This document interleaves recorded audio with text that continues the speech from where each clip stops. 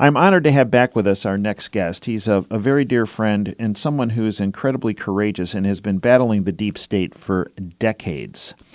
Harley Schlanger has been the spokesman for LaRouche since 1999. He has written extensively on financial fraud, going as far back as to the mid-1980s savings and loan crisis and Michael Milliken and junk bonds, and also covered the effects of banking deregulation and the shift of the United States from a productive manufacturing economy to a speculative casino economy. He is often interviewed on radio programs on topics ranging from financial fraud to reversing the crisis, with a return to the American system of physical economics.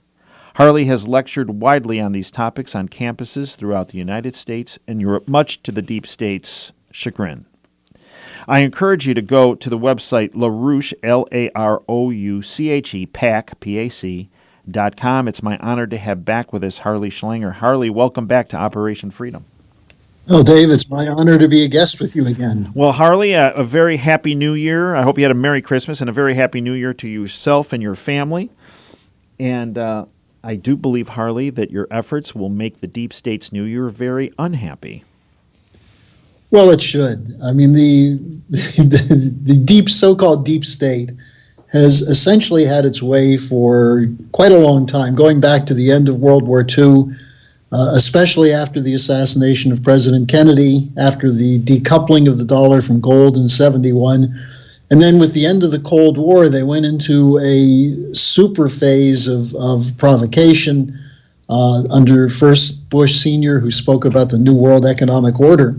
But now we see something even more extreme. What we have now clearly emerging is a group of elites who are committed to permanent war, permanent bailouts, and now permanent impeachment. And this is the policy they've chosen to protect the collapsing financial system, which is destroying the United States. And by going after Trump the way they're doing, they're not just going after Donald Trump, they're going after the American people and our constitutional system. Well, Harley, you recently published a brilliant piece entitled "Impeachment is an Attack Not on Trump, but the American Presidential System." Educate our listeners, because it's a brilliant piece. Well, the American presidential system is unique in that we have a separation of powers, but we invest in the president certain higher powers, especially when it comes to foreign policy and the security of the United States. And it's because the president has institutions such as the intelligence community, diplomatic corps, and others to inform him, which the Senate, the House, the judiciary doesn't have. But what we're seeing is that those institutions, especially intelligence and the diplomatic corps, have been taken over by this Anglo-American intelligence operation, which goes against the Constitution. And there's been a long-term effort, which goes back to the time of the American Revolution, to force our country to adopt a parliamentary system, which simply means that if the Congress disagrees with the president, they can impeach him. And therefore, the president has to serve at the will of the Congress. That's what a parliamentary system would be. Well, we don't have that. And fortunately, we've had some strong presidents, whether you agree with them or not. There have been presidents who have taken actions over and above the Congress, over and above the intelligence community, the diplomatic community, which in many cases have protected and served our nation. This is what Trump is doing. He was selected by the American people to make foreign policy. One of the most important issues in 2016 was that Hillary Clinton was committed to a policy that was Obama's policy and George W. Bush's policy before that, of provocation with Russia and China, continuous wars, regime change policies. And Trump ran for president saying he's not going to do that. He's breaking with that. Now, people like William Taylor and George Kent, who testified against him in the House Intelligence Committee, Fiona Hill, they don't agree with Trump. But instead of saying, I don't agree with Trump, they're saying Trump is committing illegal acts that threaten the security of this country because he doesn't agree with us, the permanent bureaucracy. And so what I argue is that Trump is fighting for the protection of the constitutional system as developed by George Washington and his chief advisor at the time, Alexander Hamilton. And if we lose that, if we get to the point where if Congress has a disagreement with the president and they can throw him out, then you're going to have weak presidents who will serve not the American people who elected them, but the special interests that control the Congress. And that would be the end of our constitutional system. Well, it's interesting, Harley, because a number of people, even hard to believe, but even people in the People's Republic of Ann Arbor here, People's Republic, right? Moscow on the Huron, as we also call it, right? They're actually scratching their heads, a big chunk of them, and they're saying, I'm not sure I understand why the Pelosi and Nadler and Schiff and all the others are pushing this, because this process is, if they've termed it, unfair, and it's destabilizing. Well, and ironically, they're doing it in the name of protecting the integrity of our elections, when in effect, what they're saying is we're going to throw out elections if you choose someone we don't like. I find so many ironies coming from Pelosi and others, like that one, that they're protecting the integrity of the elections, or that Mitch McConnell is being partisan and unfair in the Senate, when one would have to ask what was fair about what Adam Schiff and Nadler did with their hearings in the House. But more importantly, I think it's really crucial to understand why Ukraine has emerged as a central issue. And it's not just about Joe Biden, although Biden's corruption is not just that his son was making a lot of money and that he was defending his son by insisting that a prosecutor be fired. Biden was the point man for the Obama administration in Ukraine. The Obama administration combined neocons, neoliberals, the George Soros types and others, the whole anti-Russia crowd, to pull off an illegal coup in February 2014. And why did they do that? This was a continuation of what they did to get rid of Gaddafi, what they did later on in trying to do regime change in Syria, and so on. This is part of the deep state war policy. And this is what Trump opposes first and foremost. Why are we spending trillions of dollars fighting in wars where in many cases our own intelligence agencies are funding the terrorists, when we could have used those trillions of dollars to rebuild our infrastructure as credit for reviving industry, our education system, our healthcare system? That's what Trump made his campaign about in 2016. And as you remember, Hillary's campaign was she wanted a no-fly zone over Syria, which would have brought the United States head-to-head with Russia toward war. So I think this issue of understanding Ukraine is crucial, because among other things, the U.S. intelligence community supported neo-Nazi brigades, the Azov Battalion, which is openly Nazi. They traced their lineage back to Stefan Bandera, who ran the Ukrainian SS forces during the Nazi occupation, where they killed Jews, Hungarians, Romanians, Poles, and Russians inside Ukraine. This is a nasty gang. They're the ones who launched the whole operation against the Donbas region.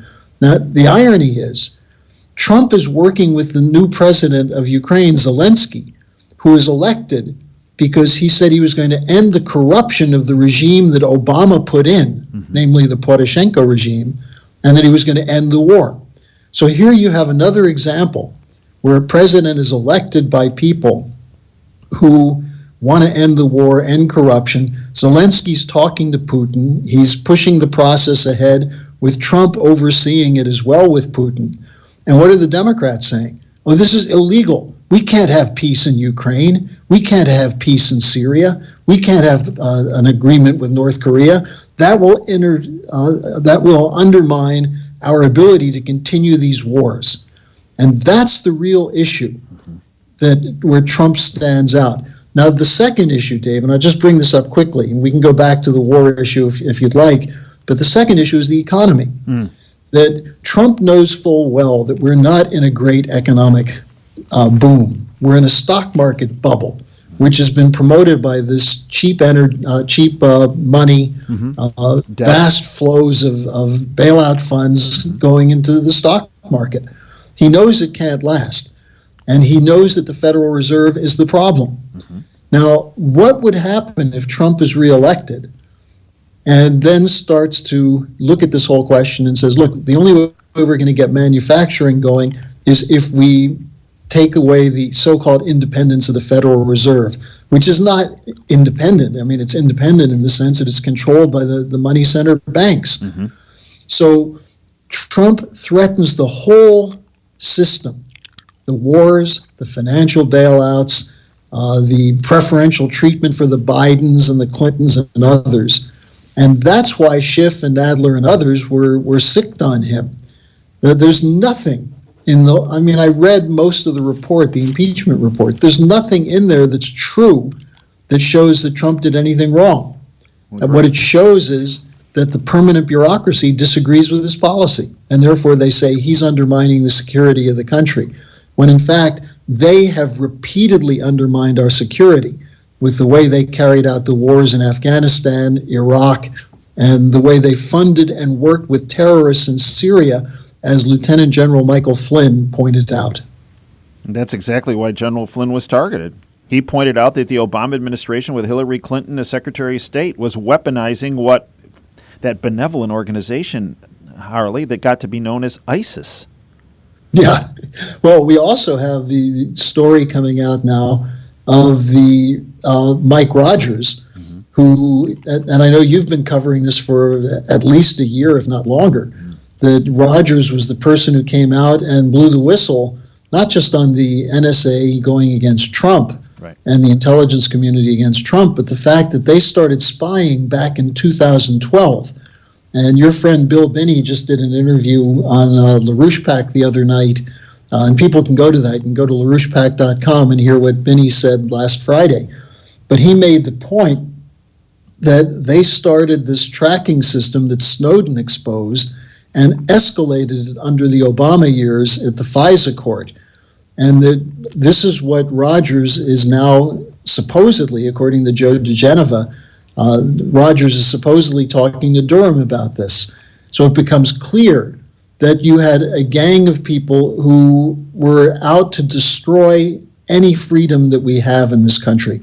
And these are the same people who constantly say, oh, China's an authoritarian country, Russia's authoritarian, but not us. Well, go back and read what Snowden said. Go watch the Oliver Stone movie on Snowden. And you'll see that in the United States, between the social media, the control on the media, the attacks on people like you who are trying to get out the truth, we're in much more of an authoritarian state than these other countries. Well, very true, Harley. You know, we've been, I started really hooting about this when General Tom McInerney and Admiral Ace Lyons came on the show March 19th, 2017, when they spoke about these parallel surveillance programs, platforms, one of which was the Hammer, that was illegal, that was initially a foreign surveillance tool that was flipped domestically for people like Brennan and Clapper and Obama to gain leverage on political opponents and information, and maybe it's even financial information on companies, on law firms, on your name across the board. And as Bill pointed out, that happened long before 2016, 2015. In fact, from investigative journalists Mary Fanning and Alan Jones, this goes all the way back to February of 2009. And long before Trump was a candidate or even considered as a president. Right. Now, the other thing I just want to emphasize, because I hear from some of your listeners that they were terribly disappointed in the Horowitz report. And I think that's a mistake. I do too. What Horowitz demonstrated is that there were 17 blatant frauds committed in the FISA court actions against the Trump campaign. Now, that's what he was supposed to investigate. He didn't have subpoena power. He couldn't go in and bring people before a grand jury and really find out what their motivation was. But what he provided was a roadmap which can be used by Durham and Barr to then really nail people like Brennan and Clapper.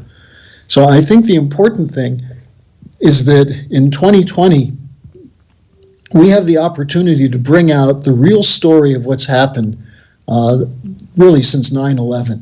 The surveillance state, the corruption, the war policy, the trillions of dollars that have been taken from American taxpayers' money and handed to corrupt contractors and consultants. This is really the scandal, the biggest scandal in American history. And the people involved include Obama, the Clintons, the Bush networks. You now have something that's really quite amazing. William Kristol, Bill Kristol, the neocon who helped found the Project for a New American Century, has set up an operation that's targeting Republicans in the Senate, somewhat weak-kneed Republicans like Murkowski, Susan Collins, Sassy, Lamar Alexander, Mitt Romney, and others, targeting them to support the conviction of Trump. And Murkowski was the first one to come out and say she didn't really like what McConnell was saying. But this is the war party in the Republican Party, and I think I'm reasonably confident that the completely shoddy job that was done on impeachment in the House and the strength of Trump's support in the Senate, that he will not only not be convicted, but can turn this around to actually end up routing the Democrats in the 2020 elections, not just for president, but in the House and the Senate, provided the American people pay attention and learn the lessons of this. The people who are saying, well, Trump shouldn't be vindictive, he's not being vindictive. He's standing up for the American future. Yeah, exactly, Harley. Exactly. He truly is not being vindictive. He is outing, if you will, he is cutting out the cancer that has been present for decades in the system. And you see it in the Horowitz report. You sure do. Comey coming out saying, well, yes, maybe there was some sloppiness. This isn't sloppiness. No, this is criminal conspiracy. And, I read that they're saying now Trump is talking about conspiracy theories. What the hell was Russiagate?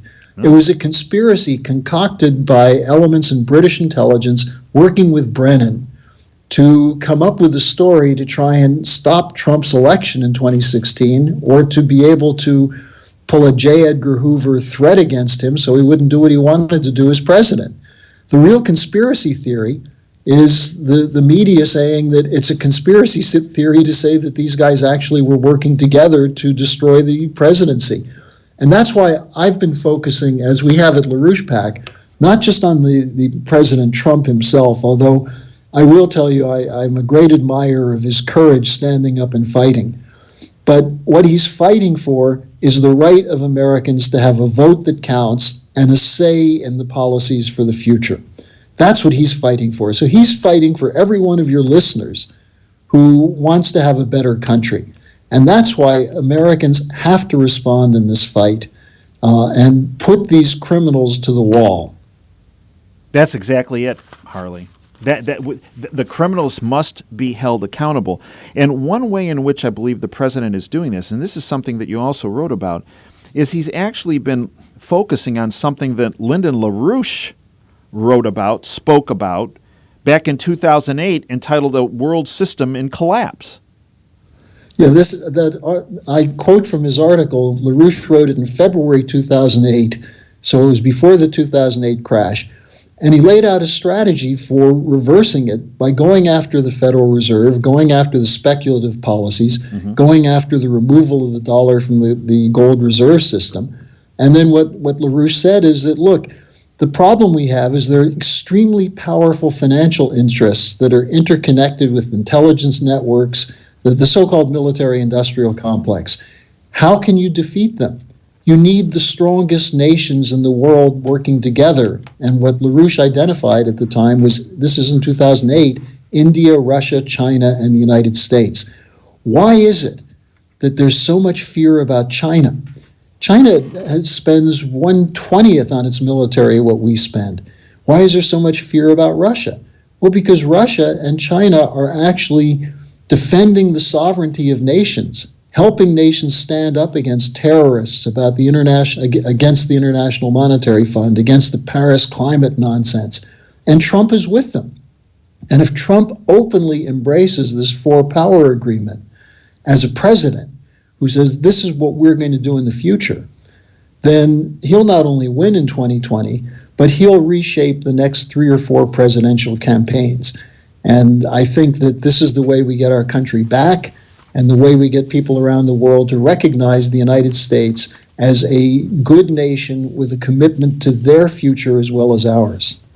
And basically, Harley, when I read through LaRouche's work, it's really about global cooperation and trust, but verify, but global cooperation. And this is why he was so integral in President Reagan's approach, while the deep state's approach is all about divide, conquer, death, and chaos. And do it through lies, false flags, and so on. You know, there's new reports coming out now on the so-called Syrian chemical weapons issue. Pretty soon, someone's going to expose the fact that the Skripal affair was run by the same networks of Christopher Steele and Pablo Miller that killed Litvinenko and that were involved in the launching of Russiagate. So there's a common thread here, and you got to pull that thread, and what you find is these financial networks, the House of Lords, the City of London, working with people like Jamie Dimon, the would-be masters of the universe of Wall Street. They are nothing. They have no power except our willingness to sit back and say we can't beat them. And I think what Trump is showing is that if we stick to the subject, we can defeat them. Harley, how can folks follow you on a daily basis? It's something they must do. Just write to me, my personal email, harleysch@gmail.com. I'll set you up with a link to my blog page, so it's harleysch@gmail.com. Harley, I'd like to thank you for everything you have done, are doing, and will do.